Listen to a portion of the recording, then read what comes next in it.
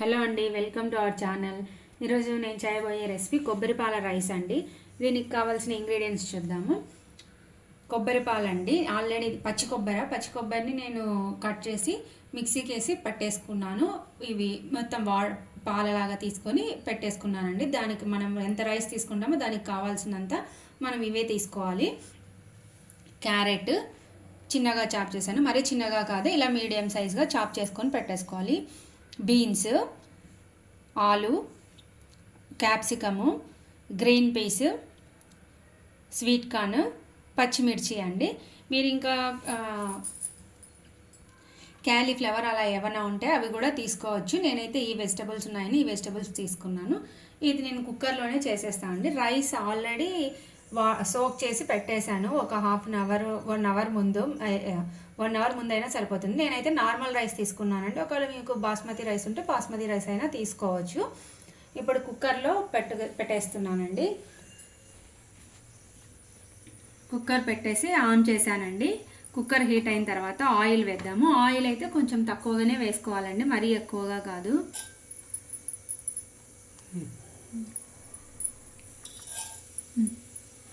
Oil ఒక 3 to 4 table spoon తీసుకున్నాను అండి. ఎందుకంటే కొబ్బరిలో ఆల్రెడీ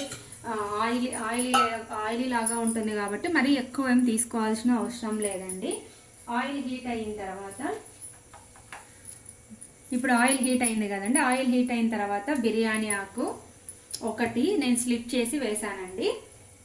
చెక్క కొంచెం,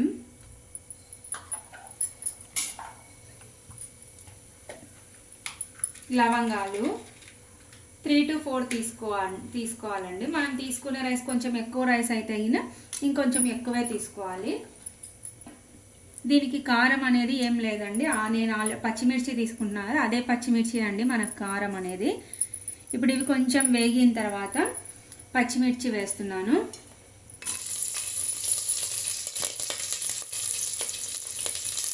పచ్చిమిర్చి కొంచెం వేగిన తర్వాత ఆలు, బీన్స్,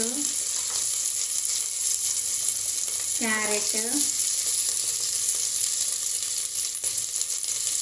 క్యాప్సికము అన్నీ వేసేస్తున్నానండి. వెజిటబుల్స్ అన్నీ వేసేస్తున్నాను. ఒకసారి కలుపుకోండి. ఇప్పుడు సాల్ట్ వేసుకుంటున్నాను అండి. రైస్కి సరిపడేట్టు సాల్ట్ వేసుకోవాలి. అంతా ఒకటేసారి వేసేసుకుంటున్నానండి. మీరు ఒకవేళ కొబ్బరి మరీ ఎక్కువగా వద్దు అనుకుంటే నార్మల్ వాటర్ అయినా కూడా ఇది హాఫ్ అది హాఫ్ అలా కూడా వేసుకోవచ్చు. ఇప్పుడు అంతా ఒకసారి మిక్స్ చేసుకొని రైస్ వేసేసుకుందామండి. ఇప్పుడు రైస్ అంతా వేసేసుకుంటున్నామండి. ఉప్పు వేసాం కదా, సాల్ట్ వేసిన తర్వాత అంతా రైస్ వేసుకొని కొబ్బరి నీళ్ళు కూడా, కొబ్బరి పాలు కూడా వేసుకుంటే సరిపోతుందండి. వేసుకొని ఒకసారి అంతా అలా మిక్స్ చేసేసి అంటే సరిపోతుంది. ఇప్పుడు కొబ్బరి పాలు కూడా వేస్తున్నానండి. నేనైతే ఒక గ్లాస్ బియ్యంకి ఒక 3 glasses ఆఫ్ వాటర్ తీసుకుంటా అండి. అదే ఎసురుతో నేను ఇవి కూడా కొబ్బరి పాలు కూడా తీసుకున్నాను. మీకు ఒకవేళ ఉత్త కొబ్బరి పాలు వద్దు అనుకుంటే కనుక మీరు ఒకవేళ ప్లెయిన్ వాటర్ కూడా తీసుకోవచ్చు. అంటే హాఫ్ కొబ్బరి పాలు హాఫ్ ప్లెయిన్ వాటర్ అలా తీసుకోవచ్చు. ఇప్పుడు అంతా ఒకసారి మిక్స్ చేసేసి కుక్కర్ మూత పెట్టేస్తే సరిపోతుంది.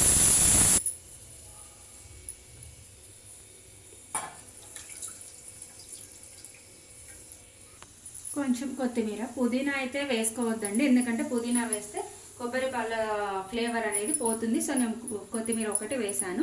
ఇప్పుడు అంతా ఒకసారి మిక్స్ చేసుకున్న తర్వాత కొత్తిమీర వేసానండి ఫైనల్గా. ఇప్పుడు మూత పెట్టేసుకొని హై ఫ్లేమ్లో ఒక విజిల్ వచ్చిన తర్వాత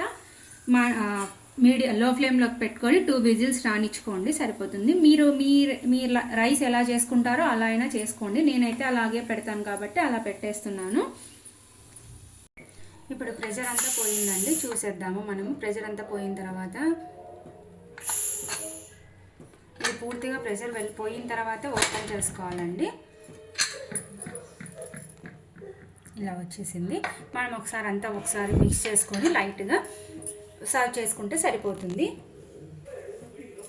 వేడి వేడి కొబ్బరి పాల రైస్ రెడీ అయిపోయిందండి. మీరు ఒకసారి ట్రై చేసి రెసిపీ ఎలా వచ్చిందో చెప్పండి. దీనికి కాంబినేషన్ మనం సైడ్గా పాపడు, చిప్స్ ఏదైనా సరే మన ఇష్టము. తినొచ్చు. Thanks for watching. Please like, share and subscribe.